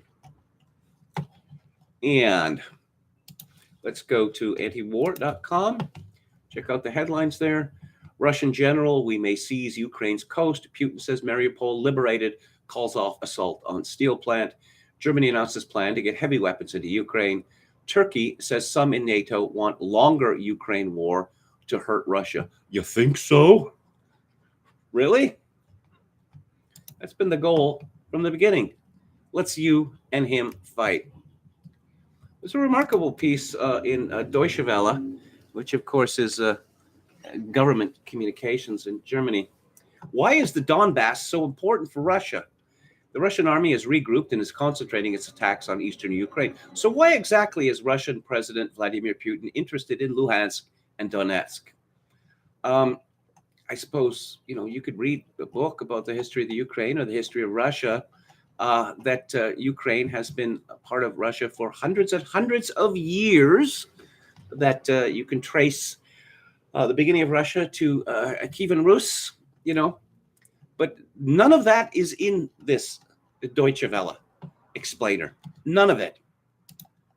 That or that Ukraine literally means borderlands, or that it was called, just as Belarus was called White Russia, the Ukraine was called Little Russia. And this is from The Hill, Carolyn Vakil. UK Prime Minister Boris Johnson conceded a Russian takeover of Ukraine is a realistic possibility. I thought that those brave and valiant Ukrainians had put paid to that threat. Speaking to reporters Friday, Johnson was asked if he accepted an assessment by Western intelligence officials that Russians winning the war in Ukraine was a possible scenario. He responded, I mean, look, I think the sad thing is that this is a realistic possibility. Yeah, of course. Putin has a huge army. He has a very difficult political position because he's made a catastrophic blunder. Oh, is it a catastrophic blunder? Taking the Donbass, say, and taking territory, west of the Donbass, making the Ukraine a landlocked country? If this succeeds, how could that be characterized as a catastrophic blunder? Johnson continued, he has the only option he has now is to try to use his appalling grinding approach led by artillery, trying to grind the Ukrainians down. And he's very close to securing a land bridge in Mariupol now. The situation is, I'm afraid, unpredictable at this stage. Oh, are we supposed to believe that that Russian tactics and strategy in the Ukraine are different from every other war in history? But Johnson claimed that such efforts by Russian forces would not quell the resistance of Ukrainians who have already endured close to 2 months of fighting in their country. I think that no matter what military superiority Vladimir Putin may be able to bring to bear in the next few months, and I agree it could be a long period, he will not be able to conquer the spirit of the Ukrainian people, and that is just an observable fact. No, in fact, it is not an observable fact. I suppose perhaps Boris Johnson, who was a classic scholar, does not know the meanings of the words observable and fact, or more likely that he's just being, pompous. And more from, let me just bring this up. This is something on Twitter, and it'll just be a second. And I've got to be careful, of course, not to use the 26th letter of the Russian alphabet, because that could be actionable, could be legally liable. Oh, and of course, Twitter, of course, is not a publisher. It's just a platform. And since it's not a publisher, this is the reason why I found Twitter explaining something to me. There is no evidence that Vladimir Zelensky is a billionaire, Reuters and Forbes report. According to Reuters, Ukrainian news agencies have reported that the Ukrainian president's financial disclosure for 2020 showed that his income amounted to approximately $8.2 million. Forbes estimates that Zelensky's stake at the entertainment company Kvartal 95 is around $11 million, while his real estate portfolio is worth $4 million. Keep in mind that this is a man who was part of a comedy troupe in the Ukraine, a country of 41 million people. How could he even have that much money? Oh, and his financial disclosure for 2020. And since the Ukraine is one of the most corruption-free countries on earth, it's not possible that, he was dissembling. But, thank you, Reuters and Forbes, because you were the sole arbiter of truth throughout the universe in perpetuity. And a reminder that before Zelensky became the greatest hero that we have ever known, The Guardian had a piece not that long ago revealed anti-oligarch Ukrainian president's offshore connections. Vladimir Zelensky has railed against politicians hiding wealth offshore, but failed to disclose links to BVI firm. It was a storyline that in earlier terms would have seemed impossible. For 4 years, the actor and comedian Vladimir Zelensky entertained TV audiences in Ukraine with his starring role in the sitcom Servant of the People. Zelensky played a teacher who, outraged by his country's chronic corruption, successfully runs for president. In 2019, Zelensky made fiction real when he contested Ukraine's actual presidential election and won. Yes, with money, much money given to him by one of Ukraine's major oligarchs. The same oligarch who spent much money in order to create the Azov battalion. Coincidental, don't you think?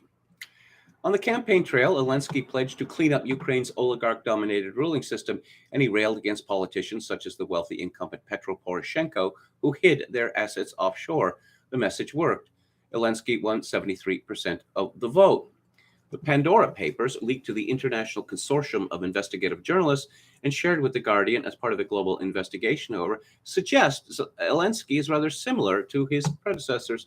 The leaked documents suggest he had or has a previously undisclosed stake in an offshore company, which he appears to have secretly transferred to a friend weeks before winning the presidential vote. How would a comedian in the Ukraine possibly earn enough money in order to need secret offshore accounts? Zelensky has not commented on the claim, despite extensive attempts by The Guardian and its media partners to reach him. His spokesperson, Sergei Nikiforov, messaged, "Won't be an answer." The files reveal Zelensky participated in a sprawling network of offshore companies co-owned with his longtime friends and TV business partners. They include Sergei Shafir, who produced Zelensky's hit shows, and Shafir's older brother Boris, who wrote the scripts. Another member of the consortium is Ivan Bakanov, a childhood friend. Bakanov was general director of Zelensky's production studio, Kvartal 95. All are associated with Zelensky's hometown in southern Ukraine, Kryvyi Rih. After winning power, Zelensky brought those close allies into government. Bakanov became head of the Ukraine's SBU security agency. Zelensky made Sergei Shafir his first assistant, an unpaid role that involves handling the president's daily schedule. A fourth member of this close-knit group, Andrei Yakovlev, is a film director and Kvartal 95 producer. Zelensky has said these appointments were about personal trust rather than financial cronyism. "I have a few people who work with me who have been my friends for a long time. They have no relation to business or to the budget," he told The Guardian in 2020. Before becoming president, Zelensky declared some of his private assets. These included cars, property, and 3 of the co-owned offshore companies. One, Film Heritage, which he held jointly with his wife, Olena, a former Kvartal 95 writer, is registered in Belize. But the Pandora Papers show further offshore assets that Zelensky appears not to have been revealed. Film Heritage had a 25% stake in Devegra, a Cyprus holding company. Devegra, in turn, owns Maltex Multicapital Corp, a previously unknown entity registered in the tax haven of the British Virgin Islands. Zelensky, the Shafir brothers, and Yakovlev each held a 25% stake in Maltex. And it goes on. There is a very strange relationship between the Ukraine and Cyprus. This oligarch, who I mentioned previously, holds citizenship in the Ukraine, Israel, and strangely, Cyprus. It is against the law in the Ukraine to have dual citizenship. And when reminded about this oligarch said, but the law says nothing about triple citizenship. This is the man who effectively decided that Zelensky was going to lead the Ukraine. I was alerted to the existence of something called Rashism or Ruskism, which is briefly that Russians are essentially animals. Yeah, they're the worst people on earth, and there's nothing that can be done about that. It's both an assertion, according to Wikipedia, that Russia has been transformed into a fascist country in the name of an ideology of Great Russia or Russian military expansionism. That transformation is described as based on the ideas of the special civilizational mission of the Russians, such as Moscow as the Third Rome, and expansionism. This is also a claim widely used to identify supporters of Russian military aggression. I recall Ronald Reagan referring to America as a shining city on a hill, the last best hope of humanity. This sort of grandiosity of a nation's purpose is not restricted to Russia. And previously, there was a previous attempt, I suppose, to knock out Putin over Syria, which led to a case of strange bedfellows. Aaron Mate, who is a lefty, but quite a reasonable one, writes on his Substack, Al-Qaeda is on our side, how Obama-Biden team empowered terrorists in Syria. Ukraine is the Obama-Biden team's second major proxy war against Russia. The first was Syria, where U.S. support for the insurgency helped create an Al-Qaeda safe haven. But wait a minute, Al-Qaeda, 9/11, the terrible, terrible, terrible people who must be stopped at pretty much any cost. And somehow the United States and Canada and Britain were supporting them as the moderates in Syria. Mate begins hours after the February 3rd U.S. military raid in northern Syria that left the leader of ISIS and multiple family members dead. President Biden delivered a triumphant White House address. The late-night Special Forces operation in Syria's Idlib province, Biden proclaimed, was, quote, a testament to America's reach and capability to take out terrorist threats no matter where they hide around the world, unquote. Unmentioned by the president in virtually all media accounts of the assassination was the critical role that top members of his administration played during the Obama years in creating the al-Qaeda-controlled hideout, where ISIS head Abu Ibrahim al-Qurashi, as well as his slain predecessor Abu Bakr al-Baghdadi, found their final refuge.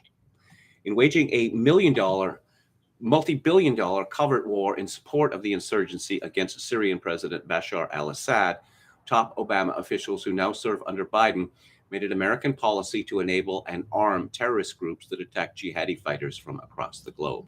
This regime change campaign, undertaken 1 decade after al-Qaeda attacked the U.S. on 9/11, helped a sworn U.S. enemy establish the Idlib safe haven that it still controls today.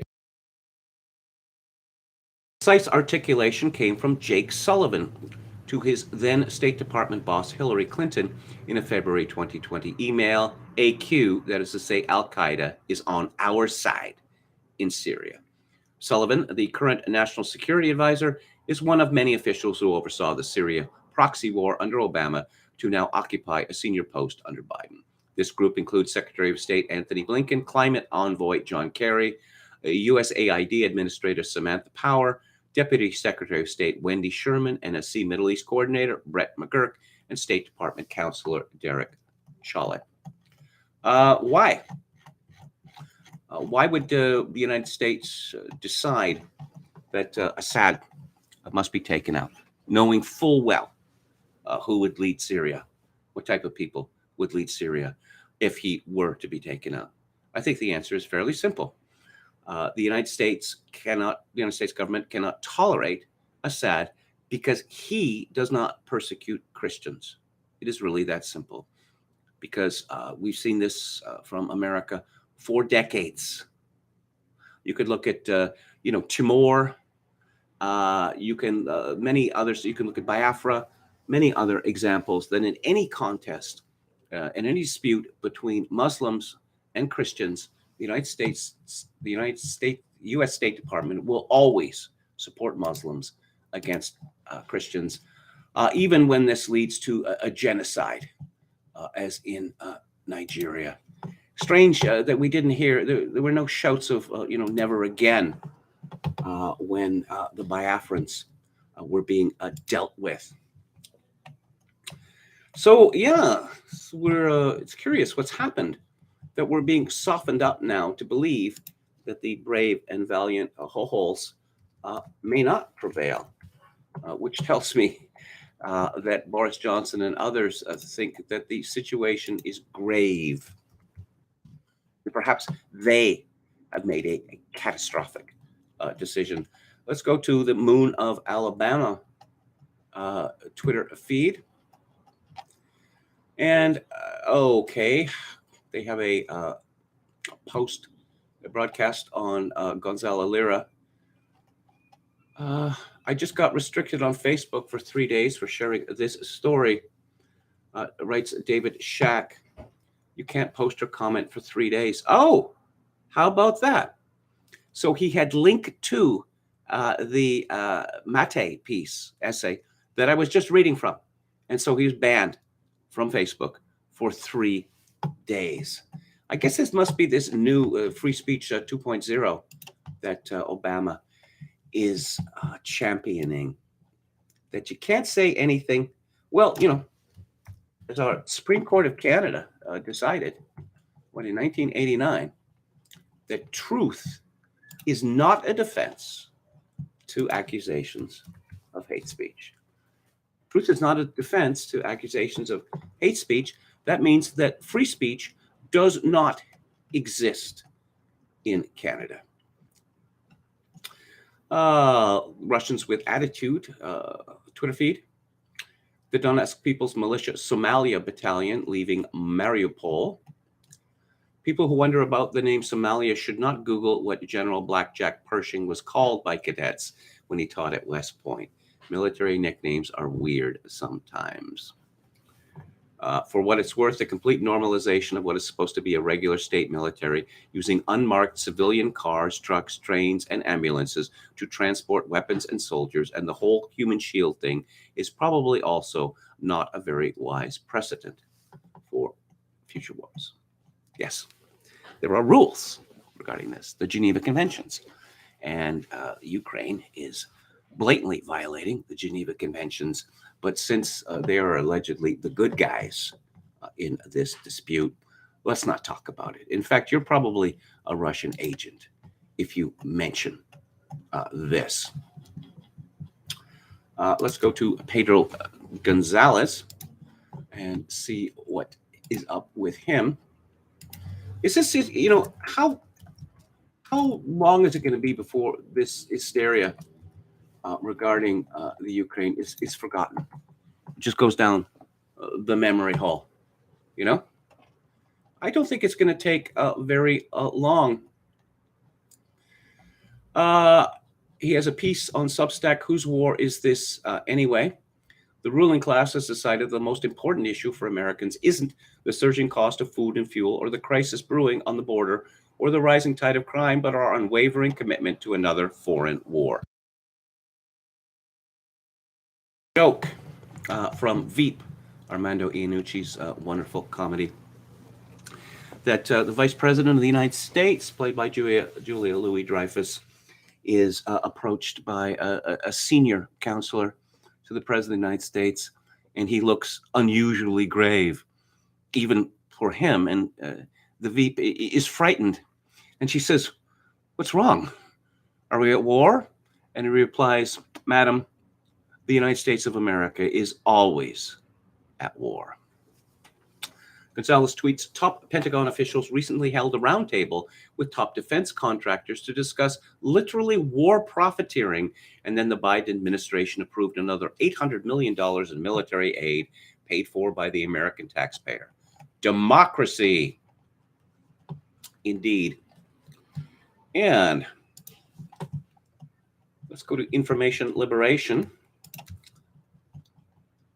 Gonzalo, okay, here we go. We have a story about Gonzalo Lira from Chris Menahan today. Gonzalo Lira, a.k.a. Coach Red Pill, resurfaced in a live stream Thursday night and revealed he was detained by the Security Service of Ukraine, SBU, for a week, but is now doing fine. I just want to say that I'm fine, Lira said during an appearance with the Durans' Alex Christoforou. Physically, I'm a little rattled. I was picked up by the SBU on Friday, April 15th, at a little after 1 p.m. local time. I'm okay. I appreciate so much the kind wishes and all the thoughtfulness of so many people, Lira said. I'm still in Kharkiv, and for the time being, I cannot leave. The authority here has told me that I cannot leave the city. He said he doesn't have his phone or computer, but reached out to Christoforou through a new Twitter account. Lira said in the longer Duran stream that the reason he can't leave is because he's currently under investigation. He said he showed Christoforou the paperwork. How long is it before the COVID-19 hysteria? You know, when we decided to shut down the world and crush the economies and destroy society and make every person on Earth terrified of every other person on Earth? How long before? That never happened. Come on. That sounds like a conspiracy theory.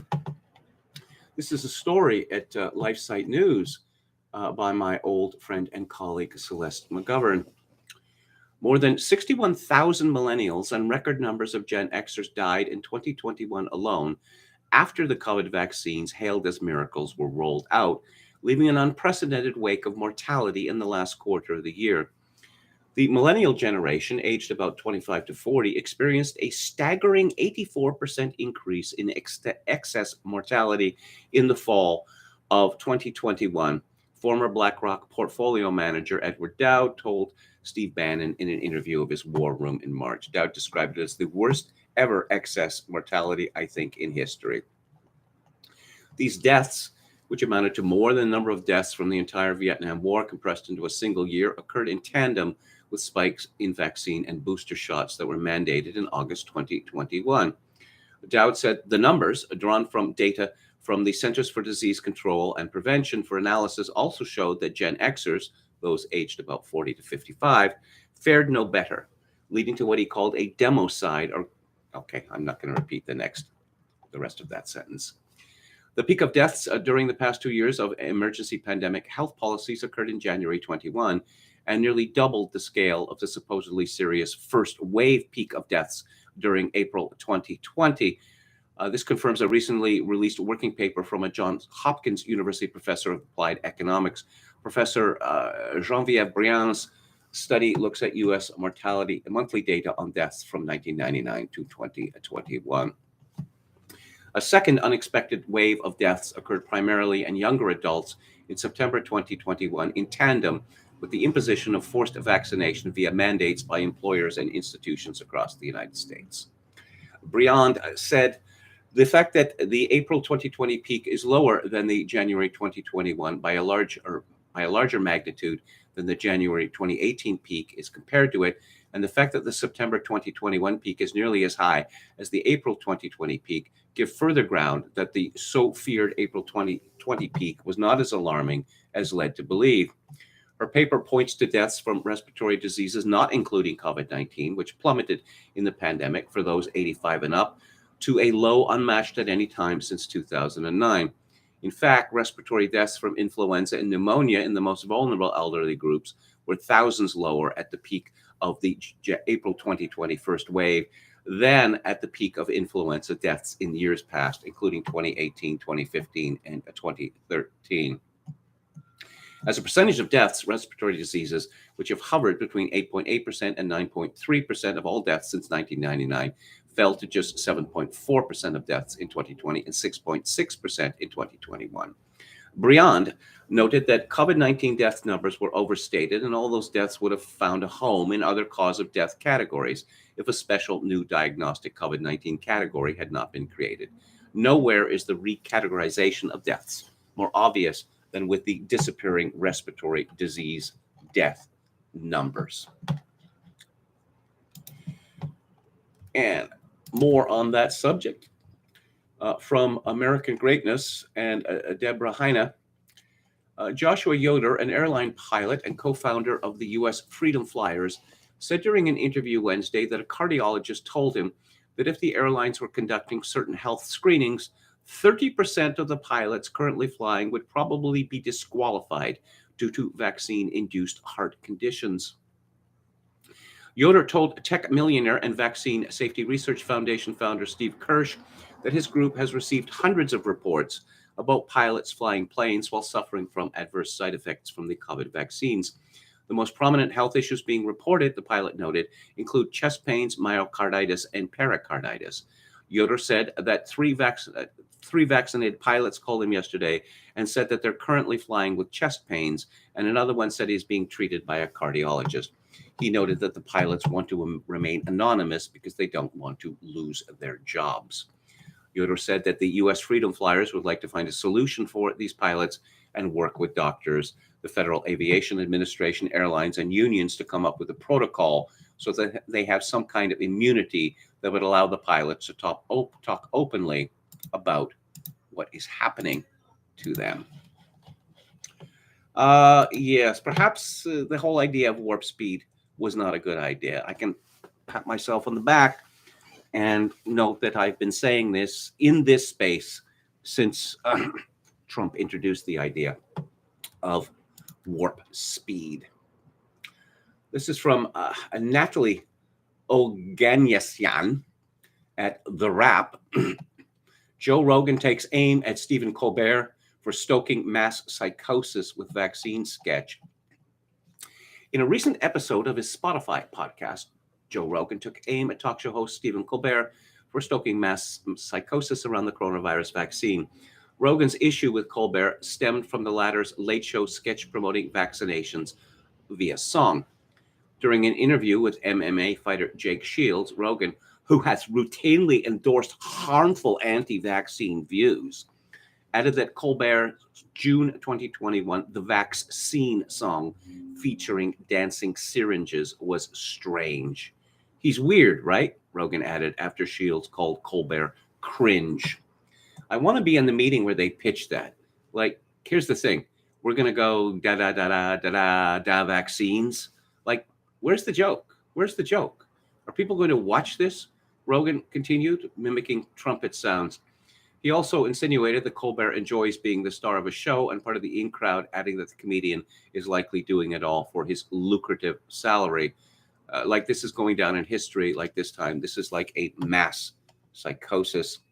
The podcaster also lamented Colbert's close relationship with high-ranking Democratic officials, poking fun at a video showing the former Comedy Central star high-fiving and dancing with U.S. Senate Majority Leader Chuck Schumer. The conversation turned toward Colbert when Rogan said he wouldn't be able to have a career outside of being a comedian had he been born earlier. That's when Shields brought up being a talk show host, which Rogan said he would never get. Rogan has long disgruntled doctors. Can you use that as a verb? And healthcare professionals over his dangerous promotion of anti-vax stance. His dangerous promotion of anti-vax stance. I guess at The Wrap, the stories are no longer edited.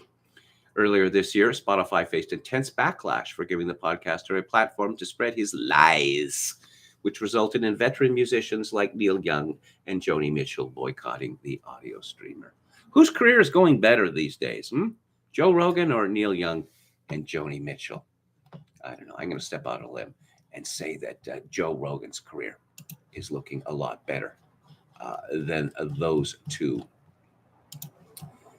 And let's check at Eugippius, who has been doing thinking, a lot of thinking lately. And he has an essay from 2 days ago called Brief Thoughts About Thinking. Most people are wrong about most things. This is especially true of the people who are brought to your attention by newspapers and television. It doesn't matter how smart they are or how well read or how thoroughly educated. There aren't very many fields of endeavor where you can get ahead on the sheer strength of being right. Our expert classes succeed instead by cultivating the correct allies, publishing the right papers in the right journals, working on the right problems, winning the right grant funding, and making the right friends. People who enjoy these trivialities are precisely the people for whom being right is not a priority. Above all, experts prefer to work within and propagate safe consensus positions. This is because they have primarily careerist goals, which are best pursued secure from the criticism of colleagues. Being wrong is not nearly so important as seeming wrong, which can cost you promotion. Once you realize that experts are little more than consensus establishing and propagating professionals, statements about what the science says or what the literature shows acquire a totally new meaning.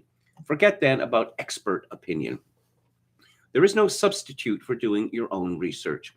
In everything that matters to you, you must consider the actual theories that are presented to you for yourself.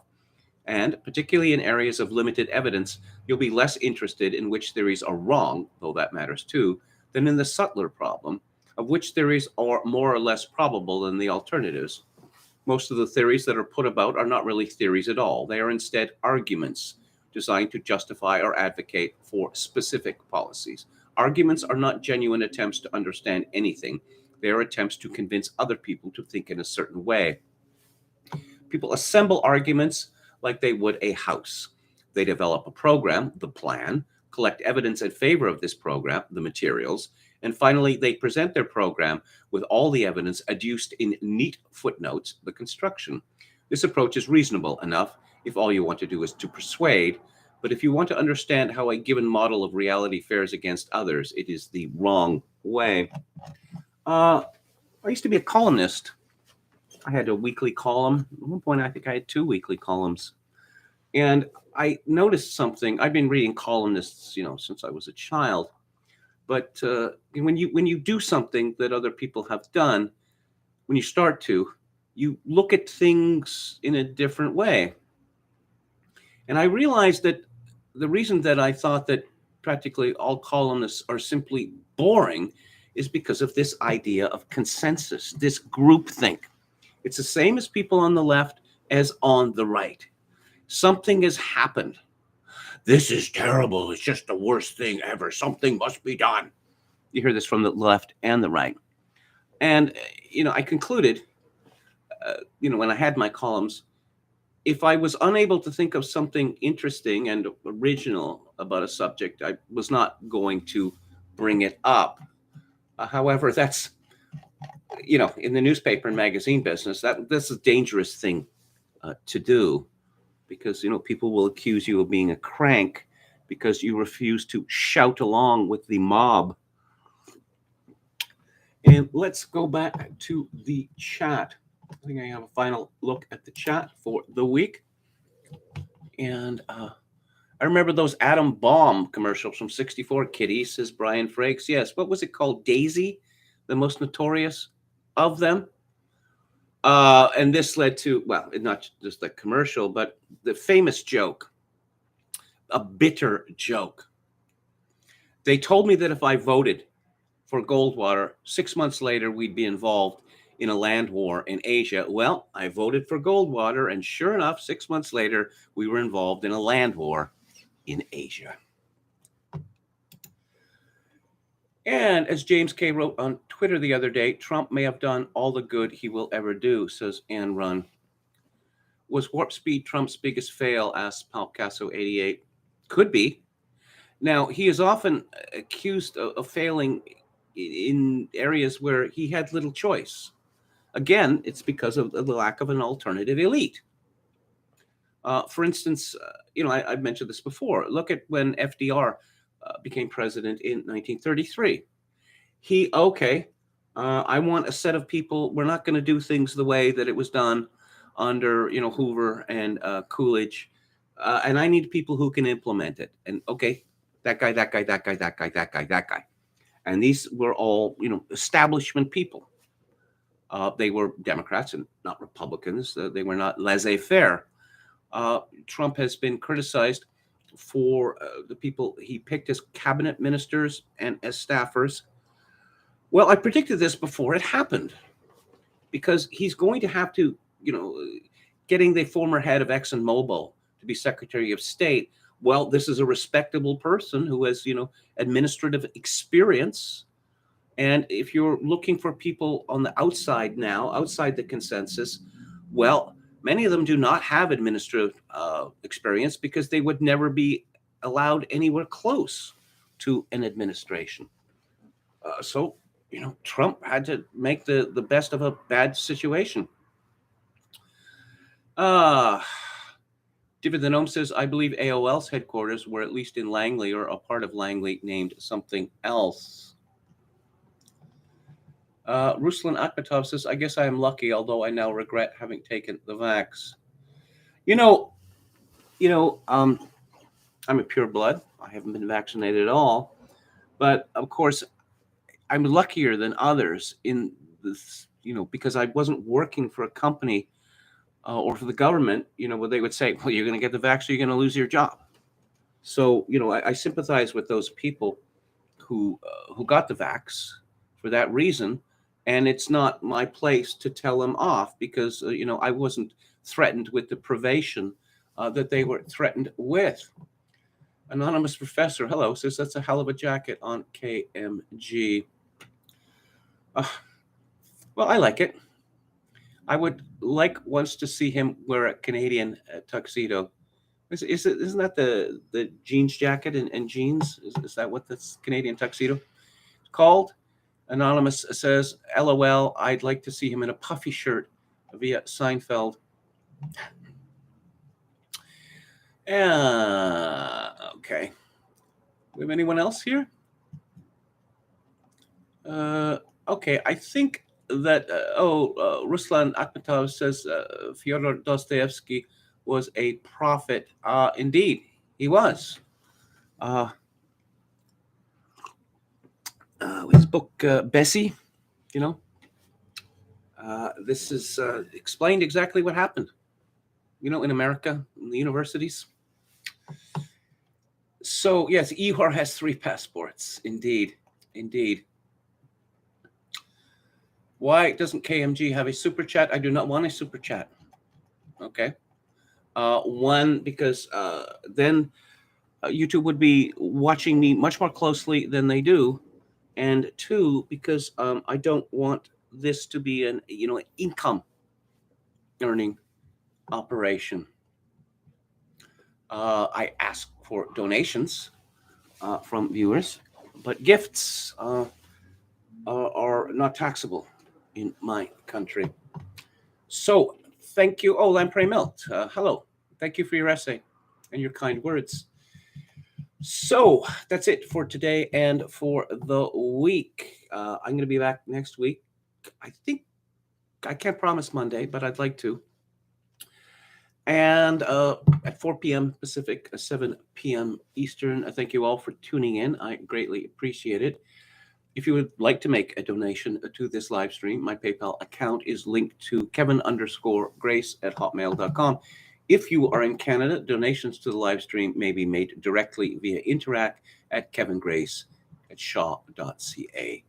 And as always, I leave you with this, a benediction in these days of atomized societies and civilizational collapse. I do dearly wish that you, my dear viewers and listeners, manage to forge a genuine human connection in order to ease the burden. Good night.